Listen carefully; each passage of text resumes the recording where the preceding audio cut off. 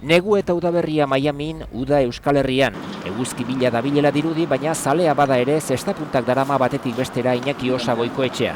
Ameriketan aldein itzala ja 15 urte dira eta etxian bezala sentitzen nahi izan.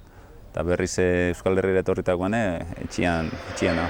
Naiz eta sortzi hilabetia nahiko luzein, goguakin etortzea Euskal Herriera, nengo partidua jolastu eta saiatzen beste urtetan bezala mailona ematen da aldien partidu gehien irabazti. Iñaki Osak 31 urte beteko ditu bihar. Dena irabazi du, baina irabazteko grina ez du galdu. Jokoz eta sasoiz gainera unerik onenean dago. Fizikoki oso ondo preparatuta etorri naiz, eta nik uste ja urte batzu bat azkitela onia etortzen da saiatuko naiz aldan ondo niten ez, maila ona eman da jendia guztua lagalaik edo.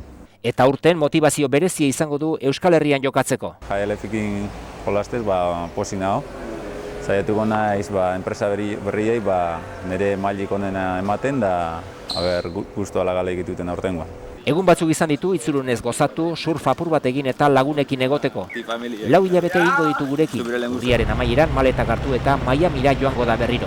Antzaudenian honea tortzeko guakin, da behin hemen urriak bukaeran eguraldiak, ordutegia taldatzean urare falta mutatzea, eguraldi honak, hango lagunak, hango ohiturak eta falta mutatzea.